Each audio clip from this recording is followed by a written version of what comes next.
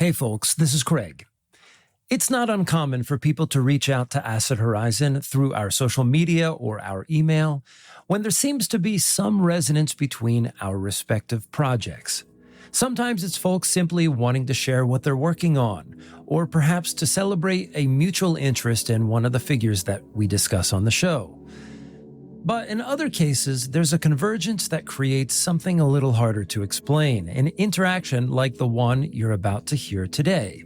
I met Jack Chuter on Instagram after he encountered my project, the Oracle deck Vintagia, I Ching Oracle for Psychogeography and Creative Discovery, which is currently sold out, sad to say.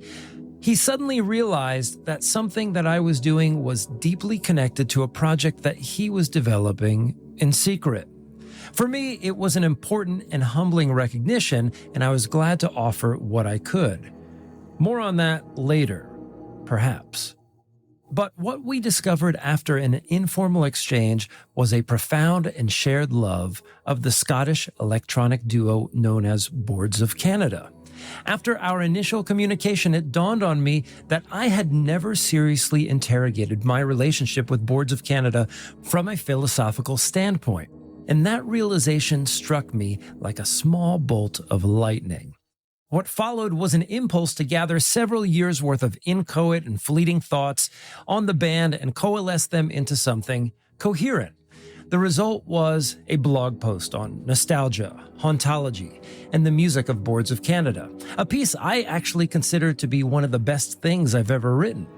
It found a warm, critical reception online, and what I had imagined was an anachronistic footnote to the band's legacy turned out to be something stranger, a serendipitous precursor to a long-awaited release. 13 years. That's how long it had been since Boards of Canada last gave us an LP.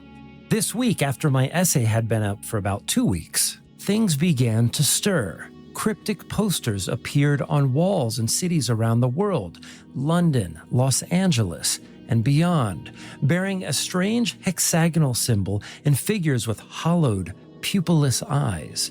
Then quietly and without announcement, VHS tapes began arriving in the mail to a select few. Degraded, grainy, seemingly incomplete. The internet ignited, forums convulsed, theories multiplied, people shone UV lights on the cassettes, unscrewed the casings, scoured every frame for hidden meaning, and then, just hours before this conversation was recorded, a track appeared on YouTube. Tape 5. New music, a bloom of purples and crackle and cathedral melody rising out of 13 years of silence. The comment section, the most reliably cynical corner of the internet, became improbably a love letter. Ensuing the release of the band's new music in this sordid world in which we now live, one user wrote, "This timeline still has a chance." What you're about to hear is something of a departure for Acid Horizon, and a necessary one. We don't often dedicate an episode to a single artist, but Boards of Canada are not an ordinary case. They are, I would argue, one of those rare acts whose music doesn't merely accompany the themes that circulate on this podcast. Hauntology, liminal experience, the politics of memory, the sacred and the profane, the search for meaning at the edges of consumer culture, life under late capitalism. Boards of Canada actually embodies many of these themes. Jack Chuter is a musician, mastering engineer, and the head of a label and a Boards of Canada obsessive of the first order like myself, whose shoegaze covers of their music you absolutely need to seek out. Head to the show notes for the link. Together, we trace the biography, mythology, and philosophy of one of the most enigmatic acts in electronic music history, and we try to make some sense of what it means that they've returned, and what that return might mean for the rest of us. Okay, let's listen.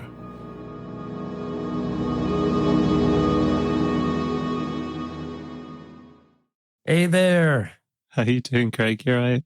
Exciting day. Fantastic day. We have a lot to go over in this discussion. I don't know Yeah. if we're going to be able to do it in like an hour. First of all, I'm assuming that a fair number of people who listen to Acid Horizon will at least tolerate a discussion about Boards of Canada. Some will be very into it, but at the same time, I know we're going to go into a very nerdy wormhole. But I think there's a lot of value for the newbie. And maybe this is a way to sort of like bring people into that communion of atmospheres that I talked about in my blog.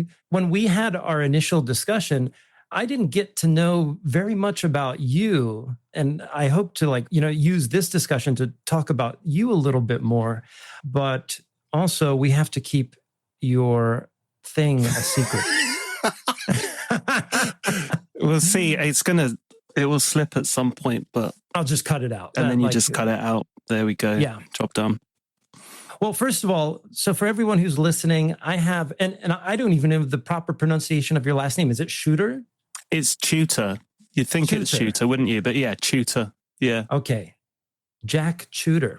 And they are a fast friend of sorts that I made on Instagram. And I have never undervalued the random message that comes my way, because I think these are transmissions from someplace special. I think Acid Horizon is kind of a strange attractor for these kinds of messages and connections.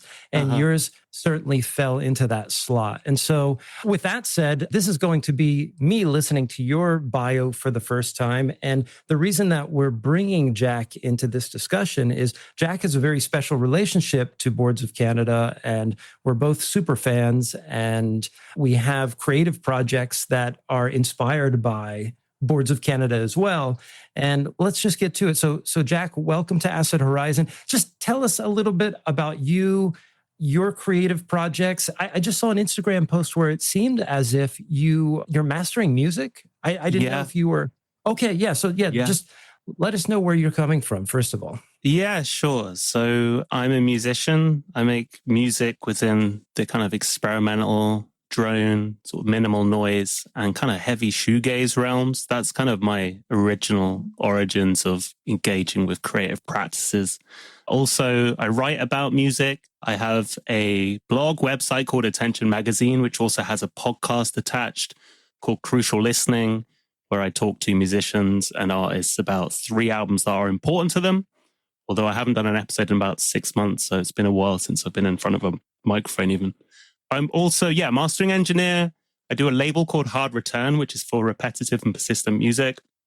And I'm sure this is similar to you, Craig, but basically I love sound, and I just find as many different entry routes as possible to try and express and articulate my relationship to listening and stranger sounds and stuff on the periphery. So I guess that's me in a nutshell.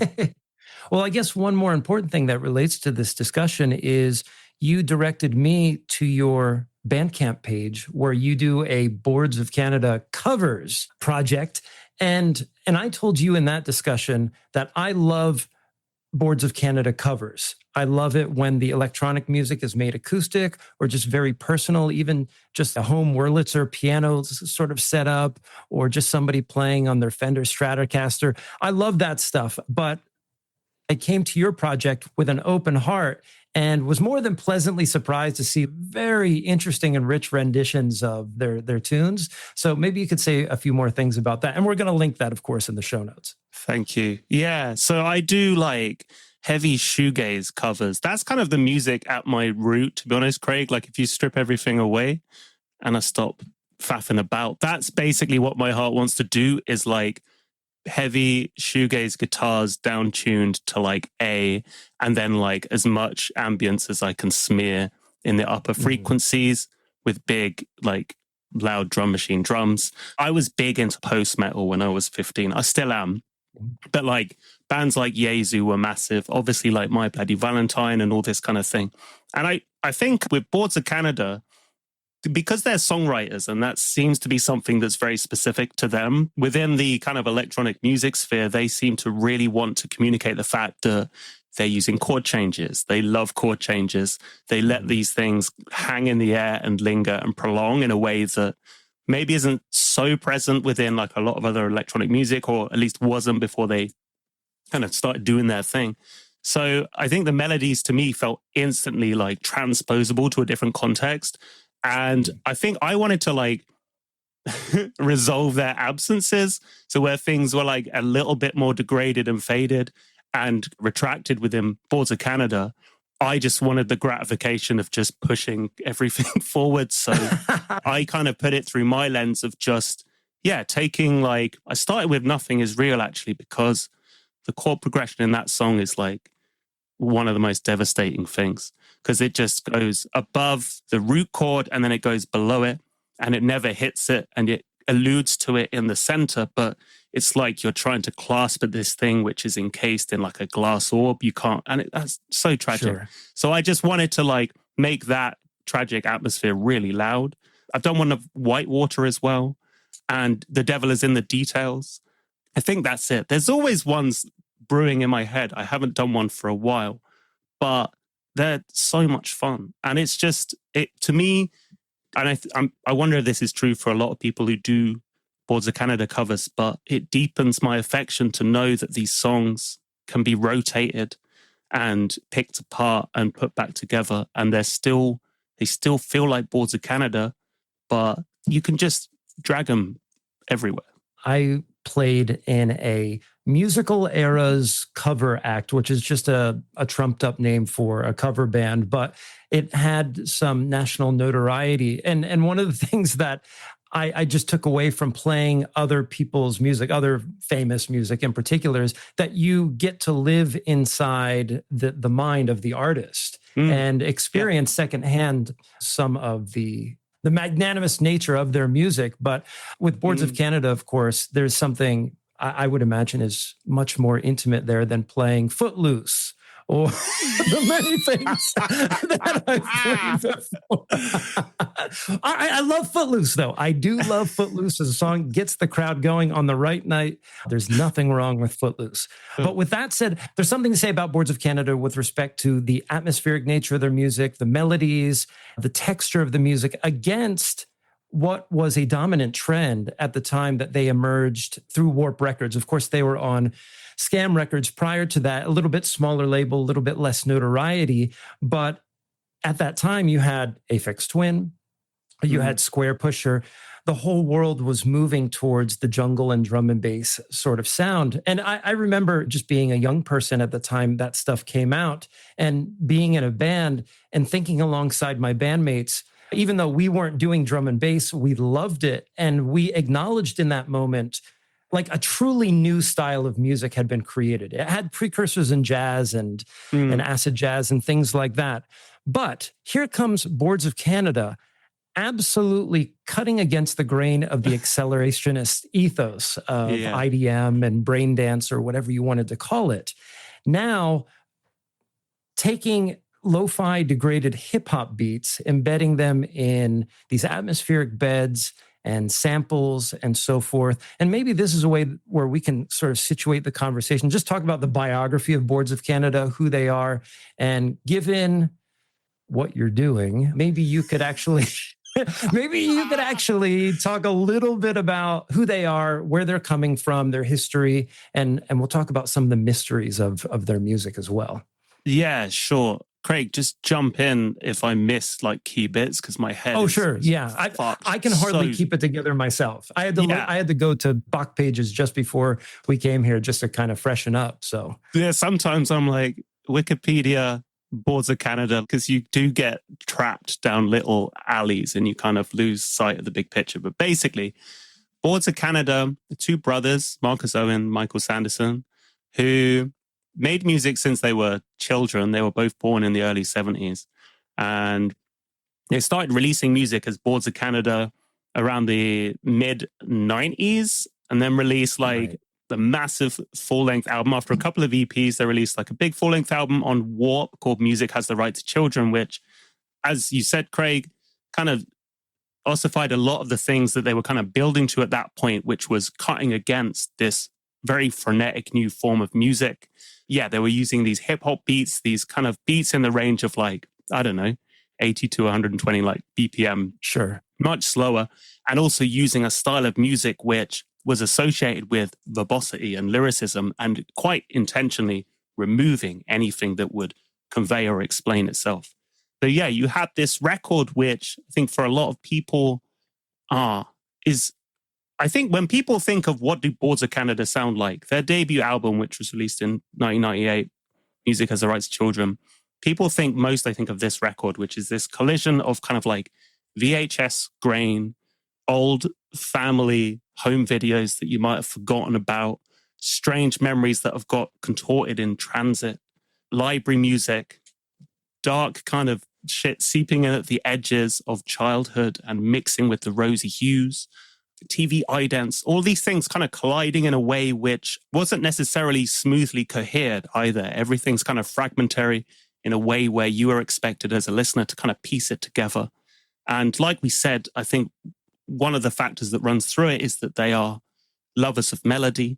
I think they're coming from a place as much from, say, like a love of fusion and, I don't know, Joni Mitchell and people who play guitar as their primary instrument as they were anything on Warp at that time, which you say is like Aphex Twin and all this kind of stuff. But also, I'm getting sidetracked here, but bands like Broadcast were starting to come onto Warp at this time. And I feel like they had more in common with that kind of crop of Warp artists. So they've released other records since, Giogadi, which is like a much darker record. And I think one of the main facets of that is that it's absolutely riddled with secrets, conspiracies, and ended up kind of within the public kind of sphere, ended up being seen as their like satanic record, although that's like a big oversimplification, but it's like their dark record. Then they released Campfire Head Phase in 2005, which was kind of like their breezy road trip record. Lots of excursions down the coast, lots of guitars to the front for the first time. And then it took another 7 years for them to release Tomorrow's Harvest, which came out in 2013, which is like big apocalyptic soundscapes, references to zombie films, very much like a scorched, sort of laid to waste planet. Lots of places that feel like they've been recently vacated. That's the kind of impression I get. But all the way through, they've kind of, as well as changing atmosphere slightly, it feels like they've had these kind of deepening of their core motifs, which is like a love of those TV idents, VHS textures. There's a sense that they're kind of always, even as they're moving forward and changing their sound, they are locked into like a very specific era and aesthetic that they seem fixated with, like want to return to again and again, as if there's something there that they haven't quite resolved. That's fantastic. Yeah. And I'll say, as a self-styled lo-fi artist myself, it's hard to stop speaking in that dialect once you get there. And I think Boards of Canada is one of those acts that has successfully re-articulated it while deepening the sound. And hopefully we'll talk about their latest release that came out just hours ago, Tape 05 or Tape 5, whatever we're calling it, which I think instantiates the very character that I'm describing. There's almost a making more robust of the lo-fi sound, more spatial than ever, but more clear, more dense, more colorful. And I think that is just, musically speaking, from a production standpoint, just such a difficult task. Yeah. Right? Yeah. I think they kind of, this seems to be something that they are always like tussling with, right? It's like, how do you express your love of like degraded fidelities without it sounding shit? And it's because it sounds authentically like you're watching a cassette that has been in a damp box. And yet they also manage to bring a fullness that doesn't sound discordant. It's really strange what they managed to do in like linking together these different fidelities.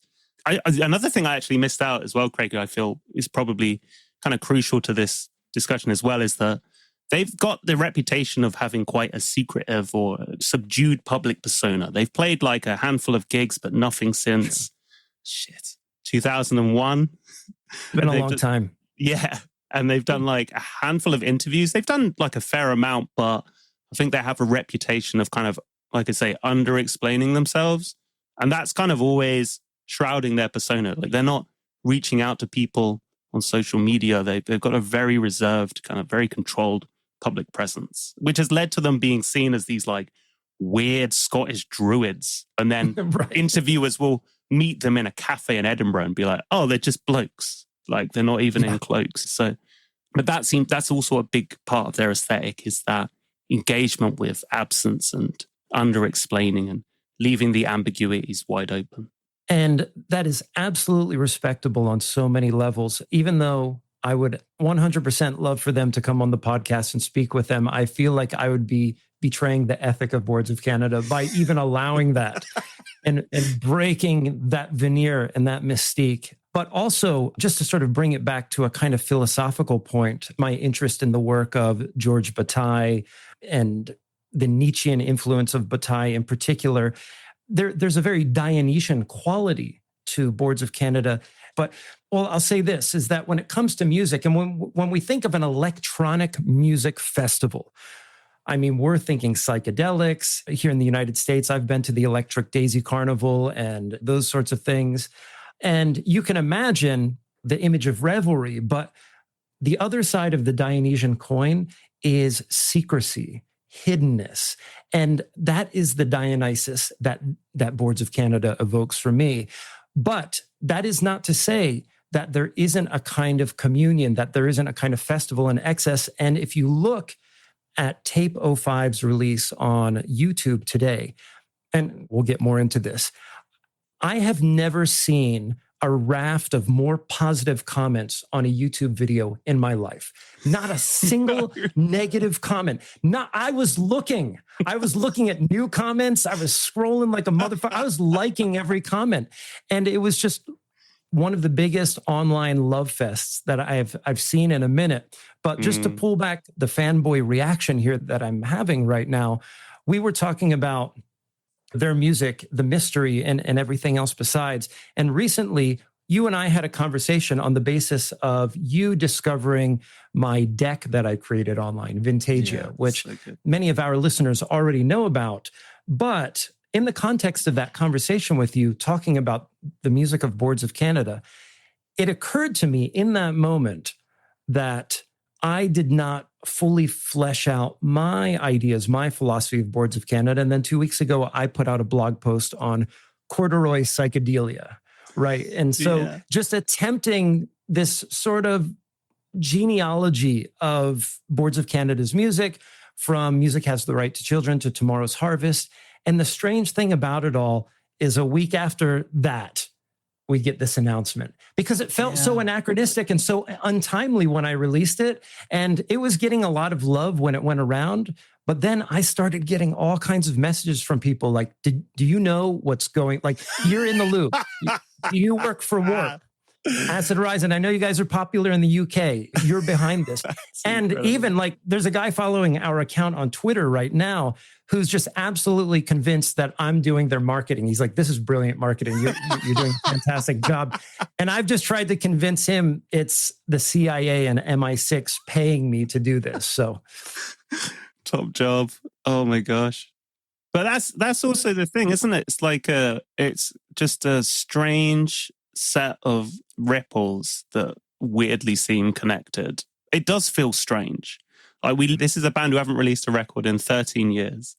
And then I connect with you. We have this kind of big upsurge of excitement. I just want to say your essay as well. I think what I really, really love about the essay you wrote is like, it really brings to light the tactility and the texture of the band and the sensation of listening to them. Because I think it's very easy to, music that deals so much with memory, associated with like ephemera. But even just calling it Corduroy Psychedelia, I think I was very much brought back into the tactility and the fact that you feel like you can really feel them on your fingers. You can taste them on your tongue. There's something gooey and soft, which I think you really nailed in the article. There was another weird coincidence that happened after we had our chat. And this is just going to sound like something else to fuel the conspiracy that Acid Horizon was behind the Boards of Canada stuff. Not long after I put the blog out, I had a dream about the word Arcadian, which I used in the blog. Now, where I live, there is a consignment shop, what you would call a charity shop, that is also called Arcadian. So that word is in the air where I live. I live in a rural, very idyllic, bucolic area of the country. And in the dream, I was told to go to Arcadian and just look in the basement and there would be something there for you. And so I went there and I told my wife about the dream. She knows how I am. And she's like, okay, we have to go. And so we went to Arcadian and I headed straight for the basement. I skipped all the old yuppie stuff that they sell on the top floor. And I looked down there and wouldn't you know it, was a lamp from the 70s that I owned 5 years ago, that I'd owned for about 15 or 20 years prior to that. I had offloaded it when I moved back to Pennsylvania because the lampshade had broken. And in that moment, I'm like, I need to buy this back because the word Arcadian to describe the context of Boards of Canada, the name of the consignment shop, and I bought the lamp in Arcadia, California. And so now the lamp is in my geodesic dome, which is a very Boards of Canada-esque dwelling of mine. The light is on and tape 05 is here. So it's this massive synchronicity that I'm living within now. And I'm super excited.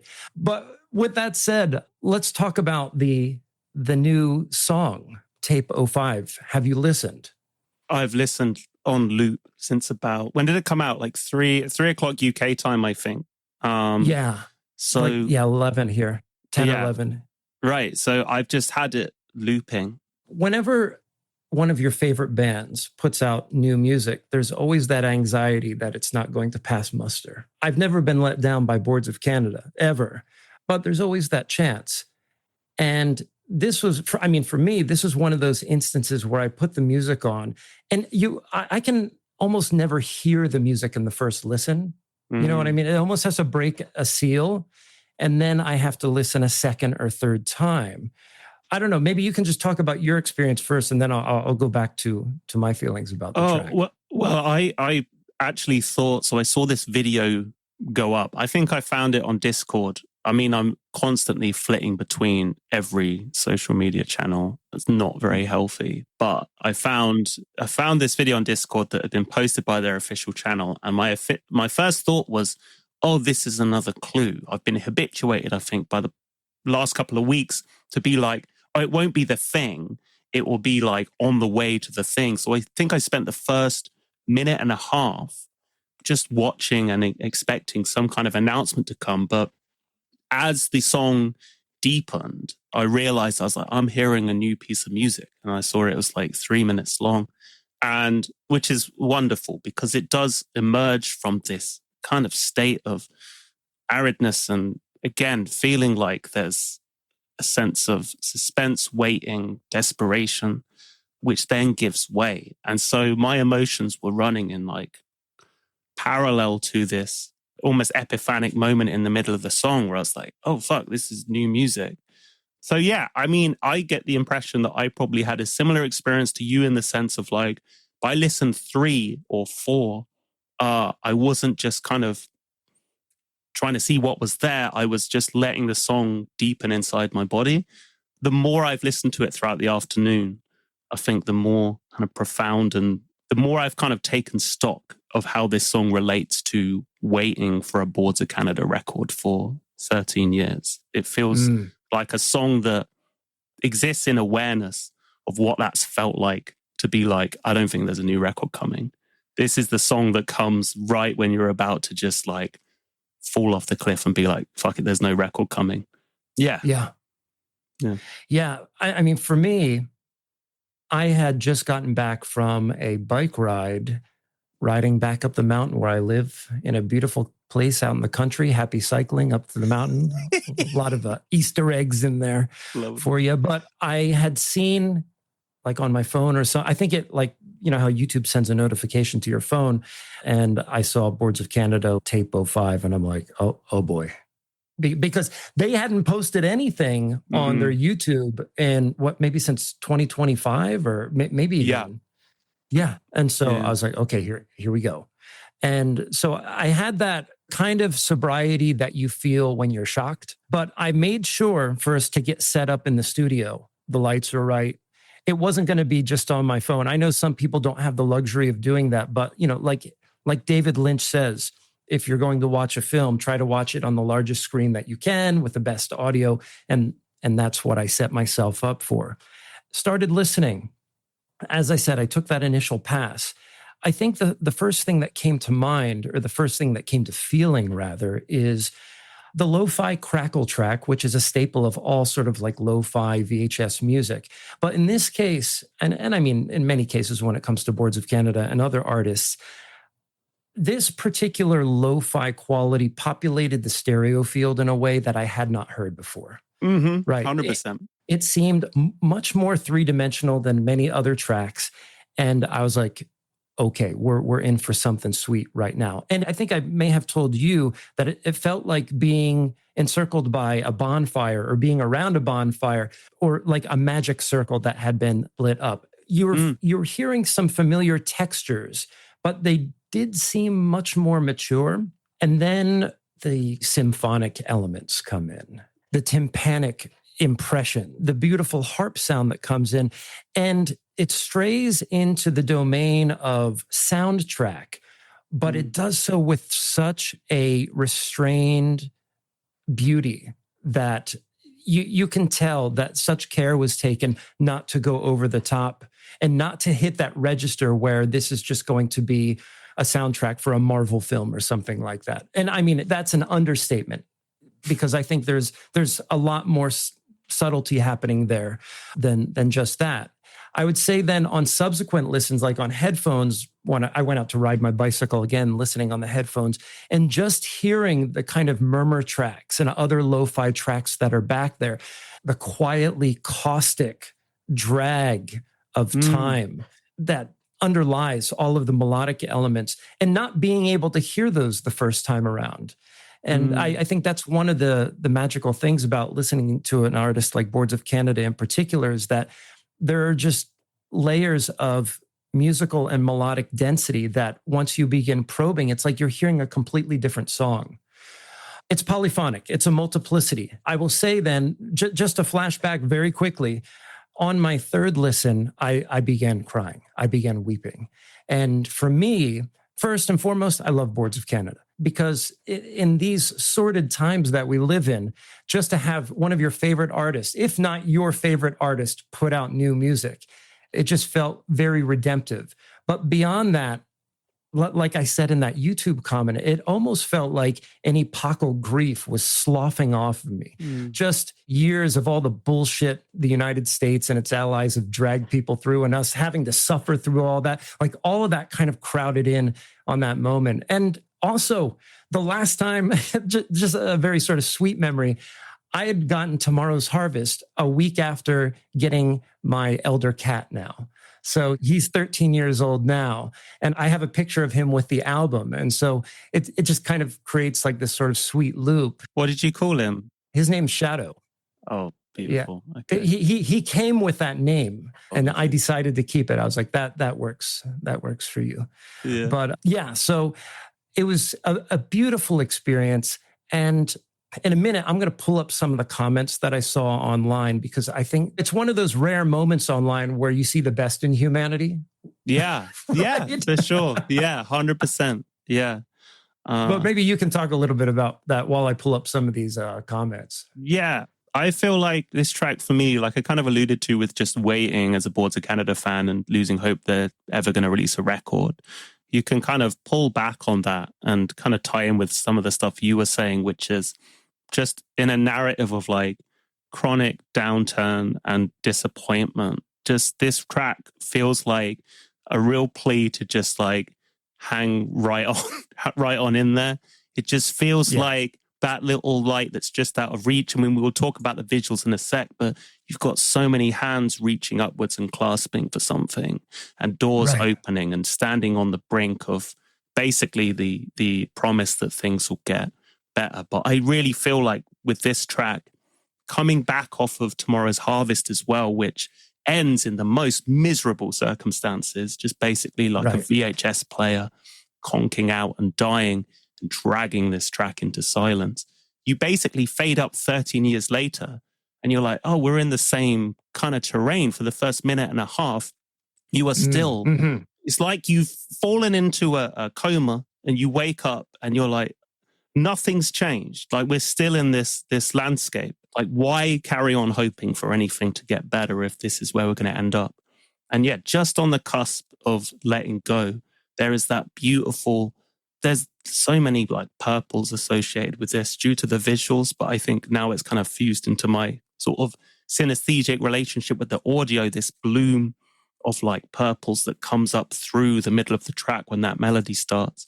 But just also to kind of sort of riff on what you were talking about as well, it's not cheesy. It lands to me between the cinema of a big budget film and there's an accessibility which doesn't feel too far from a Hans Zimmer. Do you know what I mean? Like, it's a 4-chord progression. Right, exactly. Is earnestly and knowingly cinematic, but because of the textures used and the way that it's delivered and the kind of subdued, throttled back way that it's delivered, it also sounds like the opening of, I used to have this videotape which was made by, they call Dorling Kindersley, like they make books, non-fiction books for kids. And the start of that documentary was like a 90s synth strings, kind of very somber, like we're going to learn stuff now kind of vibes. It's like a collision of those two, like the cinema, but with something quaint and small and like a small opening into learning about something quite modest. It's got those two scales in there. And what is it that we're going to learn about? I'll say this to preface my next comments. Probably as a human being and as someone who's a bit masculine, I guess you would say, one of the emotions that I tend to repress is hope. And there was something quite hopeful here, but not in the overly saccharine evangelical sense of hope. It was a kind of sublime hope where something arrived right on time. Yeah, totally. Yeah. 100%. And there's just so many gorgeous comments in this YouTube video. The first one that I see here, which seems to be a more recent one compared to the release of the video, somebody wrote, like a cave print, I put my hand alongside everyone else's. We're here. We were here. And to me, just closing the loop anyway of the apocalypse with the Lascaux cave image is just so on the money.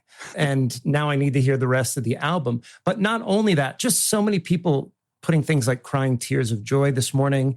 Rest in peace to all those who didn't make it today.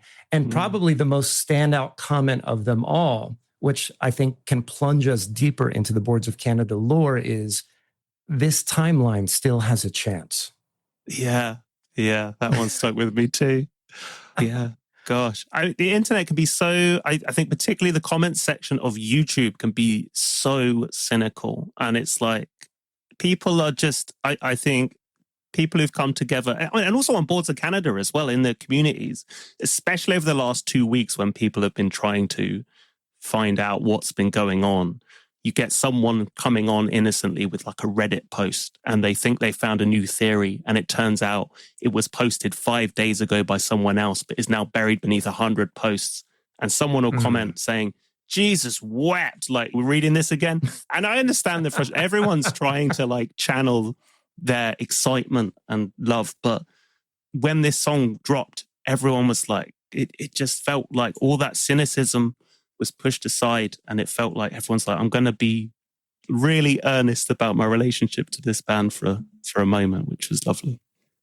I'm probably going to get flack for saying this, but I think Boards of Canada holds a prestige of being, I would say it's on the same tier as Pink Floyd in terms of its cross-generational influence.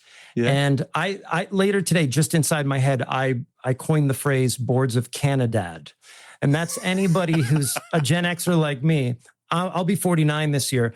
But it seems that in the comments section, there's a lot of Gen X signaling where I'm 41, I'm 42. I found out about him back then. But also you're seeing people in the comments who just discovered them like 3 months ago, and they get to live through the cycle of the release of this music, which is so special in part because these releases are so rare. And I think one thing that we need to take into consideration is, and this comes directly from Mike and Marcus, is that the care and the time that they put into the production is such that, like, for some of us, for us dilettantes like myself out there, I can put out a track in 2 days or 3 or 4 days. They will work on a hi-hat for 4 days. Yeah. And so when that's the pace that you're working at, you're going to get an album every 20 years. Yeah. Right? So yeah, absolutely. This is it. And it just seems, you can see it throughout releasing records. They put out two of them in, oh my God, 1996, right? And then High Scores came out the year after. Then Music Has the Right to Children. And then it was 2 years till the next EP, 2 years to Giagatti, 3 years to the Campfire Head phase. So they're just, the timescales are just expanding all the while. And I presume, yeah, that's because their knowledge or like awareness of what they want to do is just kind of deepening, and they're just taking more care. Maybe we need to talk about some of the visuals that are in this fantastic video, because in a world of iPhone, and I have all the retro camera apps. I had a subscription to Prequel. I've been known to put a Holga filter on an image now and again. It's almost become cliche. And like I said in a recent blog that I wrote, not the Boards of Canada one, but just talking about the commodification of the liminality of the nostalgic and retro experience, where a franchise like Stranger Things, for example, what they have done is they have attempted to impose canonical contours on nostalgia in a way that codifies it as something commodified, that is consumable as such. And so Boards of Canada are now forced in a genre that they arguably created. Yeah. And when you're listening to lo-fi beats to study to, you can thank Mike and Marcus. Yeah. I mean, they were the progenitors of this. And so now it's become its own cliche. And so to be able to deliver something that sits firmly within that VHS aesthetic, you really need to do something special with the footage and the look. Even doing the VHS look has to have a kind of novelty inside of the fidelity to the VHS motif. Yeah. And it's pretty clear from this video that they put out that they've been pulling from the top shelf of whatever stock footage that they're working with. Adam Curtis, watch your back. These guys are, I don't know where they're getting this stuff from, but what stood out to you in terms of the visuals on tape 05? So I think from a high level, the fact that they're able to combine like a montage of images, like I said, hands, children dancing, like radio transmitters, and it doesn't seem like this corny reflection on humanity. There's something about the imagery that they choose which has this specificity and this combined image, this coherence that isn't just like an aerial shot in like a Hollywood film. It feels really like it's trying to tell you like a very specific message. I think that's right the way through from like Aquarius, where you've got the combination of like numbers and Sesame Street samples and like a sample from a musical about the counterculture. They have this way of arranging the disparate in a way where you can see the shape, a bit like when you've got the three corners of the triangle and you can see the triangle in your mind's eye. They have this ability of pulling you into that sense of coherence without ever explaining what it is. What I said to you in the Instagram about the colors, I just think is astonishing, where it alternates between scenes where the colors are completely washed out and you have just borderline black and white. And then you just have these colors like bleeding through. And I think particularly near the end, you have where people seem to be praying more frequently and holding their hands up and seem to be eyes towards the sky or eyes shut, just recounting these prayers. The colors seem to get deeper. But there were, like a couple of specific shots as well that really stood out to me. There's one where there are just these big doors that open by themselves, and it looks like it's maybe out of a horror film, but in the context of where it arrives in the video, it's just like, it's gorgeous. I don't know what else to say about it. It's just stunning. There's a few visual shots that I'd like to go through. And the very first discrete image, once we pass through the veneer of VHS garble and noise at the beginning, is this almost pornographic shot. It's just the half silhouette or the contours of a face. And the words that came to mind was pornography without perversion. Mm. Just this diaphanous face of ecstasy trapped behind the flickering grid of VHS noise was just such a profound image. There's also another series of images that I think pretty much fall in line. I guess we call them Boards of Canada boilerplate in a way. We see a lot of antennae and satellite dishes and what have you. But there's one where they show some clips that seem to be of the Middle East, which kind of invokes the geopolitics of the 70s, 80s, and 90s. And then it quickly flips to a fast zoom in of a snowflake. Mm-hmm. So you get this sense of the antagonisms of the geopolitical world. And then we come back to that sort of corduroy psychedelic thing connected with what you're saying. You're about to learn something. You're about to zoom in on a secret. But all of that is embedded within this agonistic context that is the broader mythology of Boards of Canada.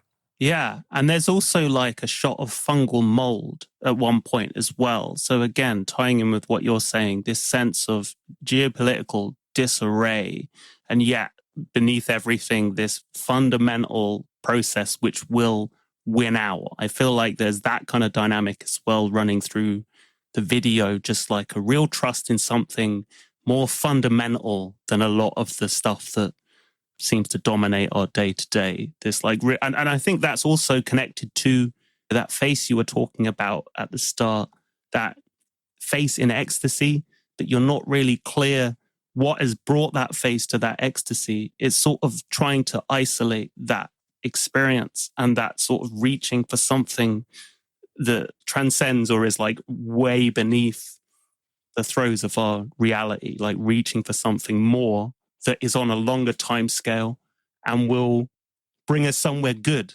Towards the end of the montage, we see a lot of images of people in a sort of festival / cult environment. And I think some of these images are the Rajneeshpuram community that's located in Wasco County, Oregon, for which, if you've seen Wild Wild Country, a fantastic documentary series, everyone should take a look at that. But once again, here we're invoking the cultic quality of Boards of Canada.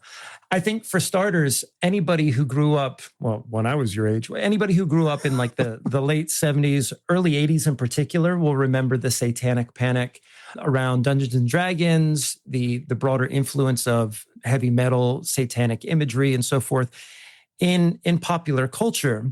And Boards of Canada is clearly making commentary on that through intentional backmasking and what have you. But there's also the invocation of the cult, particularly when we look at the EP, A Beautiful Place Out in the Country, David Koresh, Waco, Texas, and then, of course, what we see in Tape 05. What do you think that's all about? I think there's a few things there. I think they're very interested in non-normative communal setups that exist outside of the sort of hegemonic capitalist reality. Like they're very interested in these groups that seem to cut their own path. And I think that's why they're quite interested in the counterculture. They see it as this time of like burgeoning alternate ways of living that maybe never came to fruition. And cults, I think they see as, for all their problems, these deviations from the norm of how we can go about navigating our reality. So that's one aspect where they're fascinated by these little communal offshoots around the edges. I think they're also very interested in the construction of how we perceive reality, and cults cultivate this very specific corridor of reality that the followers see through. And I think they're very interested in like, how do you end up in that point where those are your frames of reference and you're willing to follow this person potentially to your death? I mean, I saw one comment on Reddit, which was like, and again, this is the prime ambiguity of Boards of Canada. They were like, this song sounds like a mournful tribute to all of those people who lost their lives at the hands of cult leaders. And I was like, well, okay, not hopeful at all then. So someone's completely spun it into something very solemn and grieving. But again, both those energies are very much in there. But I think also they and this was very clear within In a Beautiful Place Out in the Country, is that I think they felt like that people had made their minds up about cults and that they were these weird people who were just not good folks and that they should be crushed and squashed. And I think a lot of what they do is like just look deeper at the alternatives. Like instead of panning away the ambiguities or the uncomfortable things that you don't understand, like maybe spend some time with them. And I think with Waco in particular, obviously that's a very fraught case. There's lots of factors going on with Branch Davidians and, you know, the siege and all that kind of stuff. But I think their interest in that was that it's a complicated story. It's not as simple as maybe it was portrayed in the mainstream media. So also the other thing I think is maybe this links into the posters as well. So a lot of posters started popping up all over the world in the last week or so, 2 weeks. Yes. Which cultivate a lot of hype. And the posters have people with like their pupils missing. They just have like white eyes. And it made me think that this hexagon logo, which seems to be very prevalent throughout all of the material so far, this kind of hexagon in the center with 6 others around it, kind of feels like an eye. And so I feel like that there's also the maybe conveying the fact that these people have deferred their vision and their sight to this cult, which is represented by this symbol. And that's why maybe at the end of the video where it zooms out and everything's encased inside this 7 hexagons, it's like reality is narrowed within this very specific worldview, which influences how you navigate reality. That seems spot on. And you and I have talked privately about the meaning of the hexagon as this figure that striates a social context, almost to put it into Lozogotarian terms, puts us on a fascist line of death where we give up our individuality, we give up that critical faculty within us that allows us to interrogate the circumstances around us and not fall victim to the desire of the cult leader. And just to go back to something that you had said earlier, when Campfire Head Phase came out, I was living in California at that time and doing multiple trips out to the Mojave Desert and Joshua Tree, which, well, between Campfire and Head Phase and Tomorrow's Harvest, that's when I took many of those trips. And I got to know a lot of folks who were living in communes. And it's not exactly what you think. This is not going to be me vouching for any particular commune, but I knew one person who was essentially, we'll call them an inheritor, maybe a trust fund child, but they utilized their wealth to create a context for everybody. They liquidated their wealth to just create this special place out in the desert. And this person they have since passed away, but they let people come out, stay overnight for free, enjoy the nightly campfire. And it just created this beautiful oasis in the desert. But then when Instagram culture came along, it kind of ruined it, as one might imagine. It's not that the commune collapsed from its internal pressures. It was as a result of the commodification of the image and using that to build social capital on a platform like Instagram. But yeah, I just found that interesting. But I really like your read on that too, with regard to those who lose their pupils and give their sight to the hexagon, because it kind of brings Music Has the Right to Children. We could close the loop there if we like, because there we have the family, and it's inside of the family where we lose our face. Yeah. But now with those posters, I don't know exactly what's happening there yet. I mean, this is just all super fan speculation here, but it seems in the wake of Tomorrow's Harvest that insular family dynamic and the cult of the family has not, it seems like it's expanding. At least I'd like to think that's the direction this album might take, but we'll have to see. That's a tentative theory. Yeah, interesting. I think there's something very curious about the posters, because at the moment they seem to be separate from the VHS aesthetic. And so there's a sense that they will connect with something that we'll learn about later down the line. I'm going to go and see them this Sunday because I want to, like, all of my Boards of Canada fanship is online.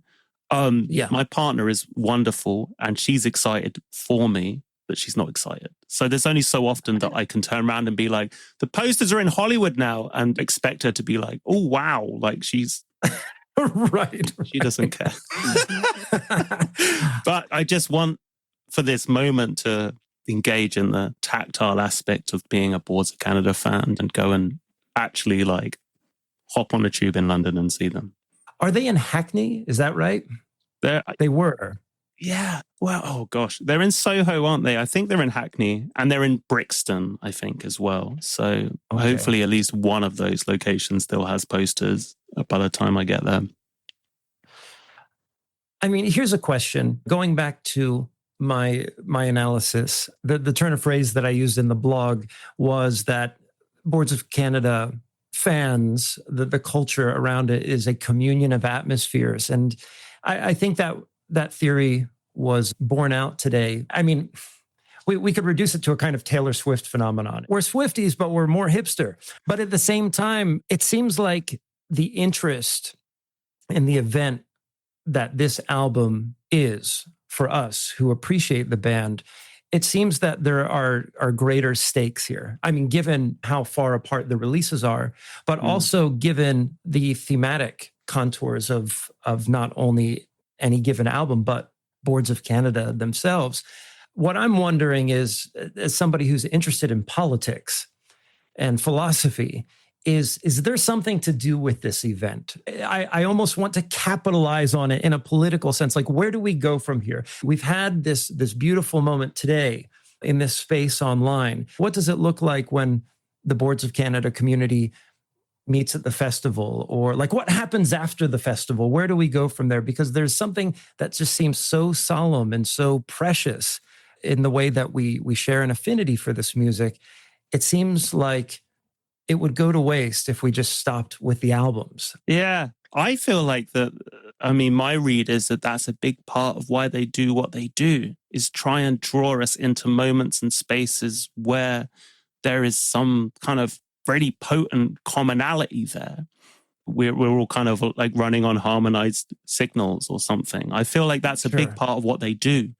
I feel like beyond the music, beyond the release that's coming up, I want to carry forward this communal energy and spirit. And it would seem to be a waste to just let it drop off right back into the constant flow of consumer culture yet again. Because the intention here seems to we want to break from that flow. And maybe even together we can effectuate a rupture that would, at the very least, change the way that we experience the world, because that's what this music has done for me.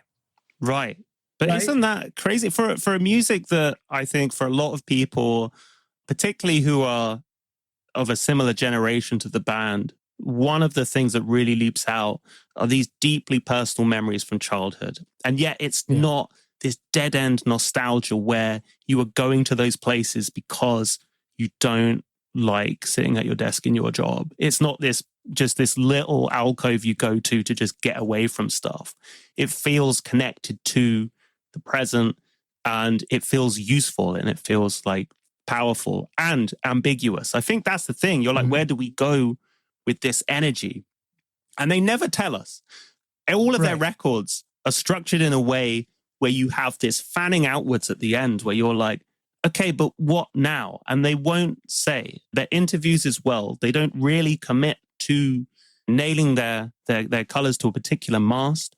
They will just, basically, I feel like that they're trying to invoke abundance and things going in loads of different directions. So I feel like that's what I would want on the back of this. You know, like also as well, there's the fact that with Tomorrow's Harvest, the promotional campaign for that was this big Easter egg hunt where stuff was embedded within YouTube and the Tourism Forum banner and lots of stuff that people really went to town on figuring that stuff out and worked in this really beautiful communal fashion, just super quickly figuring this stuff out together.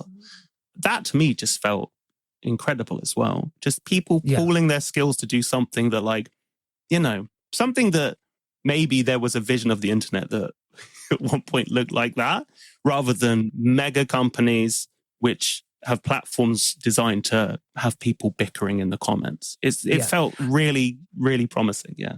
My experience of the internet in the late 90s was, we're all going to go on this massive intensive journey together.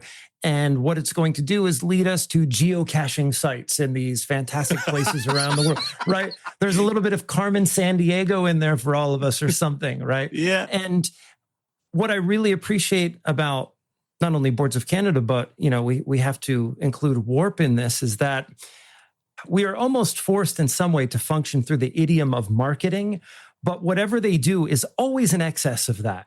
It immediately breaks free from it. And so even the tapes, as I understand it, and maybe we need to be clear about this, as part of the promotional campaign, like it even seems too crass to say campaign, as part of the promulgation of the spirit of Boards of Canada and this new LP that's coming out, I don't think people paid for it. I think they just sent tapes to people who.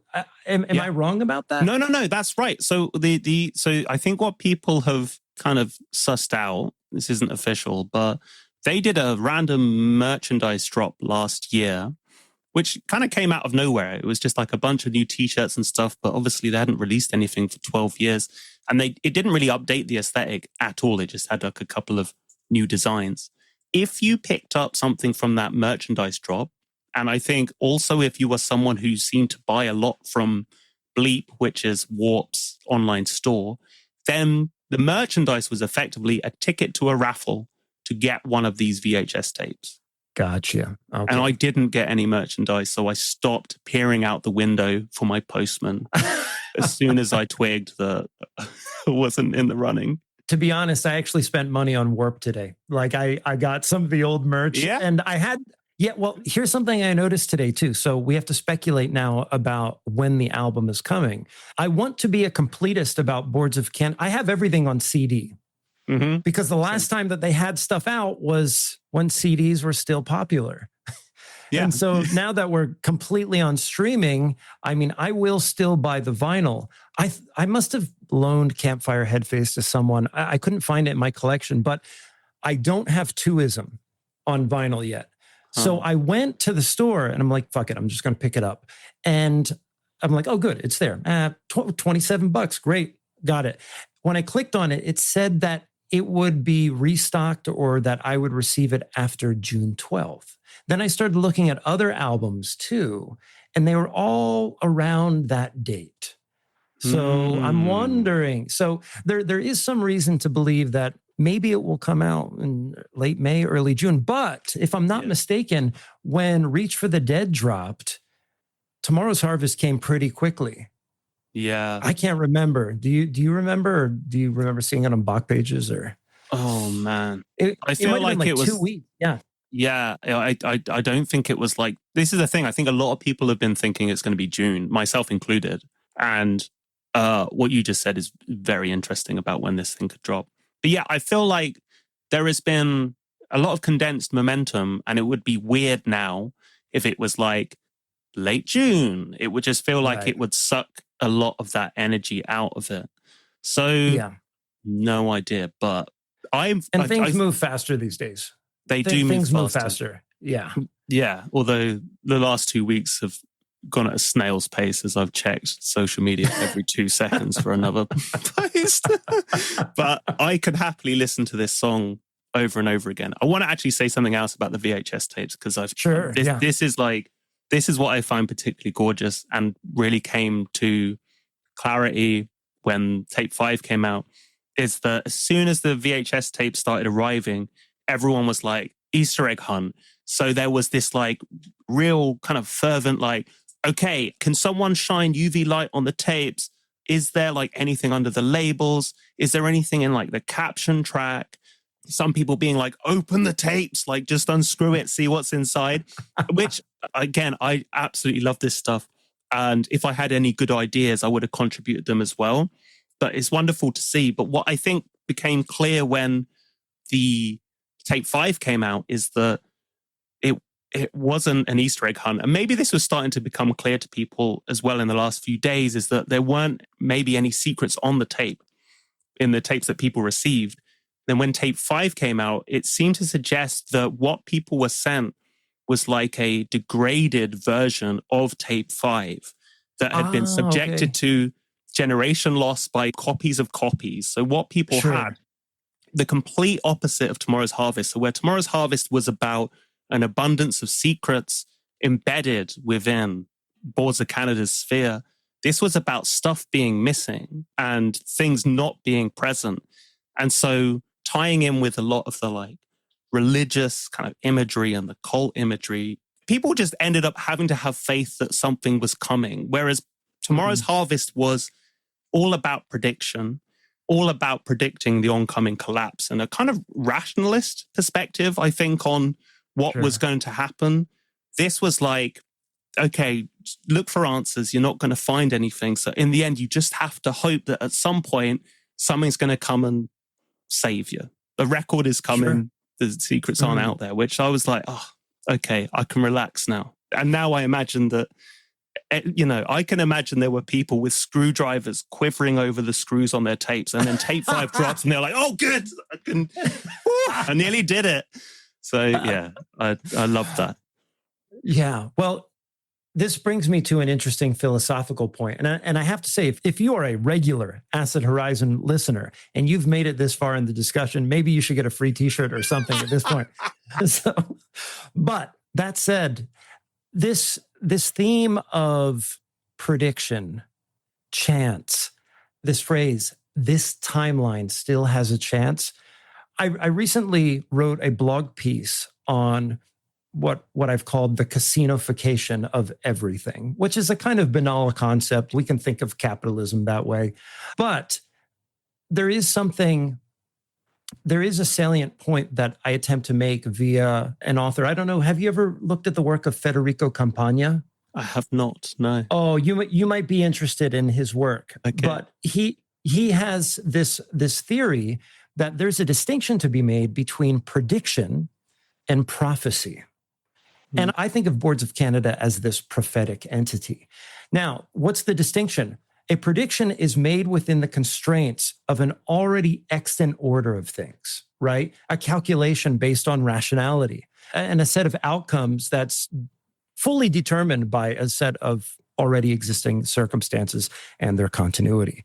Whereas prophecy is this thing that comes from the outside. It's a kind of murmuring, a stuttering, a convulsing.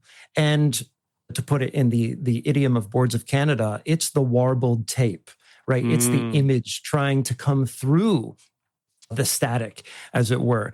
And it's in that sense that I want to push back against this timeline still has a chance. I kind of hope that it doesn't, so that we are delivered fully to the new, and that the new paradigm can take over. But I understand the desperate sense that everything is collapsing and that this album is going to save us. And it's always one of those things where, I believe if there is something to be had that we would call revolution, it absolutely needs to have a cultural component to it. And it doesn't have to be fully unified or cohesive, but I think it would be experienced in a way that's enlarged compared to what we saw today online, this sort of effusive breaking down of everyone's boundaries, the sense of a more modest, not an ostentatious hope, but just the thing that we've all longed, the yearning has now arrived. God has come back to scoop us up at the end, but with a gentle hand, right? Not with a hand of wrath. That's the way it kind of felt. I don't know. And I'm also very careful to embrace that religious impulse too, because I think that's the ambiguity of Boards of Canada's music. There's a celebration of the cult, but also there's a sustained warning. They're not giving us the answer. Yeah, 100%. There's a moment on Old Tunes where there's a crossfade between two tracks, which I feel like there's a lot of pairs of tracks within Boards of Canada's discography where people wouldn't separate them. That there's a track called Boccarant that goes into 5978. And there's a moment between the two where this like miserable, dreary synthesizer rain down the windows kind of effect gives way to this lush major chord. But there's a moment where they are both interlocked at a point. And I feel what always brings me into Boards of Canada is those moments where you are stranded between the minor and the major, and things feel quivery and unstable and dissonant, and you've not yet emerged into anywhere, and you have that space of possibility. So when you talk about the softness, that's what I think of as well. Like, there's no hard assertions.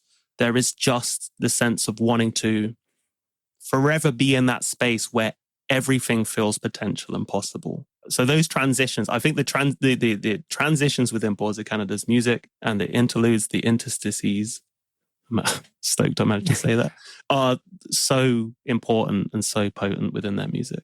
I was thinking early on how I would even end this discussion or interview, because it feels like we've been talking for 15 minutes. It's been an hour and 15 minutes at this point, and that's great. That's great. But I'm thinking, like, what is to be done? When the album drops, I'm thinking listening party for sure, both online. And then, of course, you're going to join us for that. Yes, please. We'll do something. Yeah, we'll try to arrange something. But not only that, like in our respective localities too, what are some special ways that we can experience this music together? I mean, living where I'm at now in the springtime, in the summer, everybody can be outside. I know fantastic venues where we might be able to do something with the new disc. I'm still thinking in disc. I mean, listen, I bang the drum for CD. I think CD's wicked, and that's the format. It's awesome, yeah. It's the best format. But yeah, I mean, because there's two ways to think about it, isn't there? There's the kind of personal possibilities, like just where can I take this music as an individual and go and listen to it? When you talked about turning off the lights, blasting this full volume and properly listening to tape 5, I was like, oh, why didn't I do that? But, my partner and child were in the house, so it wasn't really practical. This was an impetus to step out of the constant stream of stimulation. Just that ordinary low ebb refrigerator buzz sort of way of experiencing media. And I was just fortunate enough to be in a situation where I could create that vacuole of space and listen. Do you know they've got these events, and I really hope they do one. They're called Pitch Black Playback in the UK, where you go into cinemas, you put on a blindfold, and you're there with like 200 people, and they just play a record all the way through. And so this is the nice thing as well. So Rosalia's new album that came out last year, I just have had a really hard time connecting with, but I feel like there's something there. So I was like, well, I'm going to go to this event then, because if there's nothing for me after this, then maybe we're not meant to be. But this is me, like, giving it the best possible shot that I can. I would love to do something like that where it's private, but also you're communal, and you have that moment afterwards where you get out of your head and you look around and you're like, oh, because again, that's the magic window thing, right? That final silent track on GeoGaddy is a moment where you are guided back into your communal space and out of your head. So they kind of, I feel like, reflect on the importance of both of those kind of dynamics within listening. But yeah, I agree. It's not going to feel like enough just to like pop it on headphones and it never gets out. It needs something big, something dramatic. Yeah. Well, we are probably one of the first podcasts doing a podcast on tape 5. I called it tape 05, and whatever's coming next. And hopefully, I'll send it to Warp. I'll DM them. Like, I'll DM this podcast to Warp and send it around on Substack and everywhere else. And hopefully, just by folks listening to this, maybe it'll instigate people to create their own listening parties. And that way, we've done our job here, Jack. We've done our job, right? Yeah. We have made the clarion call here today. First of all, I had a great time. We're probably going to have to wrap this up. Also, I want to edit this quickly so that I can put it out into the world. Nice. Maybe even as people are listening to the new track tonight. But before we close it down, is there anything else that you want to plug, or anything that you have going on, or places where people can reach out to you and connect with your podcast and things like that? Oh, yeah. I mean, come and find me on Instagram. Like, I think the best place is my website, Attention Magazine, ATTN Magazine. It's on Instagram, and come and have a chat with me. I'm not actually like doing that much because I'm burrowing away at a particular project, which I will be able to talk about soon. But I love the chat. So come and talk to me. If you are a Boards of Canada fan as well, I have like an endless supply of Boards of Canada that I need to get out of my system. Craig, it's lovely to be able to like do something that's going to go out into the world, but selfishly, I needed to get this out of my body. So I'm so grateful. Me too. Yeah. Even if it has been garbled at points. But yes, anyway, so yeah, just come say hi. I do have a label called Hard Return, which, like I say, is for repetitive and persistent music. So I think if you are someone who obsessively burrows into the detail of one thing over and over again, which I feel like Boards of Canada fans may have an affinity with, please do go check that out. I think that's it. Yeah. Yeah. And of course, I will throw all of those links in the show notes. Jack, we are going to have you back on at a certain point for a very particular reason. So I look forward to that moment. Thank you very much. Cheers.